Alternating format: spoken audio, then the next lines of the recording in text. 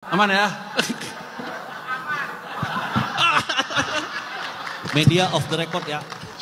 Saya mau ngeritik Pak Rocky Gerung sedikit. Dia suka ngeledekin Jokowi nggak ngapa-ngapain. Ini Pak.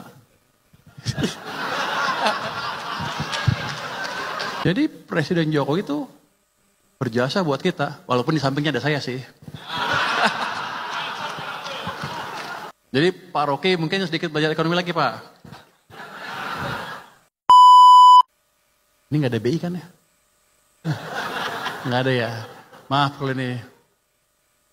Kita paksa dari istana supaya uang masuk ke sana. Ini masih nggak cukup. Di sini kita paksa fiskal, gelontorin uang seperti yang saya lakukan kemarin. Hari ini efektif. Gelontorkan uang kamu jangan taruh di bank sentral, taruh di sistem ekonomi. Akibatnya ekonomi pertumbuhannya seperti ini, kredit tumbuh lagi, kita recover. Tapi habis itu,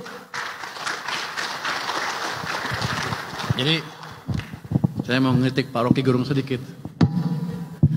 Dia suka ngeledekin Jokowi nggak ngapa-ngapain. Ini Pak.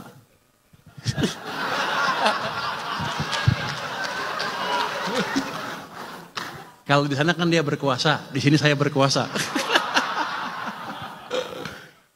Jadi ini dipaksa intervensi langsung oleh presiden sampai ke sana. Jadi Presiden Jokowi itu berjasa buat kita, walaupun di sampingnya ada saya sih. Tapi setelah itu, nggak lama setelah itu, diturunkan lagi seperti ini. Seret. Ini yang Anda rasakan berapa tahun 2003-2004, pertengahan sampai akhir itu, ekonomi susah lagi. Keluarlah Indonesia suram dan lain-lain. Bukan dari politik, tapi dari ekonomi yang dibunuh penyebab utamanya. Jadi Pak Rocky mungkin sedikit belajar ekonomi lagi Pak. Gue seneng bisa ngeledek dia di sini. Soalnya Pak Rocky setiap itu saya lihat tuh pidato Anda itu menarik sekali, jadi saya ikutin ahli filsafat. Mumpung bisa kritik, saya kritik di sini. Kemarin sampai April sudah membaik, makanya saya bilang ekonomi bagus, nggak usah takut. Tapi habis itu dibunuh ke sini sampai ke sini. Jadi sedang dibunuh lagi ekonominya. Ketika ekonomi memburuk, banyak pemecatan pegawai kan pasti. Rakyat hidupnya makin susah dan kita nggak peduli waktu itu ya. Nggak terlalu peduli, turunlah ke jalan masyarakat kita. Itu expected untuk saya. Ini nggak ada wartawan kan ya? Bebas nggak nih?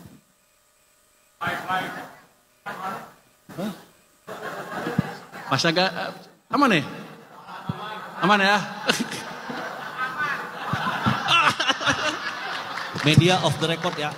Saya lupa ada Kuto Komis 11. Izin Pak Ketua. Jadi kita sedang dibunuh. Kalau ekonom seperti saya ngelihatnya dia tuh ini jebakan ekonomi. Tinggal tunggu jatuhnya. Kalau nggak cepat-cepat diperbaiki. Waktu itu awal tahun tidak ada yang memberitahu. Saya mau kasih tahu takut. Saya di LPS nggak boleh ngomong begini-begini. Kalau saya sekarang di keuangan boleh lah. Karena kalau LPS tunggu di belakang nggak bisa masuk ke depan. Bulan Februari tahun ini, waktu itu Pak Jokowi masih sehat. Saya ke tempatnya Pak Jokowi. Pak Jokowi, ini ekonomi mau hancur bentar lagi. Itu posisinya di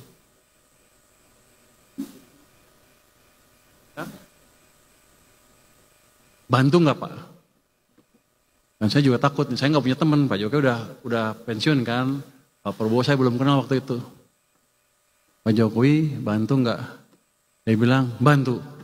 Baru saya berani kasak-kusuk sana sini mencoba memberikan informasi bahwa ada masalah di perekonomian. Tapi ini jatuhnya begini, kita nggak usah takut. Ini di bawah kendali kita 100%. Jadi selalu saya bilang, Kita nggak usah takut global dan lain-lain. Kita punya policy dalam negeri yang cukup kuat, domestiknya gede, tergantung kebijakan kita sendiri. Jadi saya selalu bilang, nasib kita di tangan kita sendiri.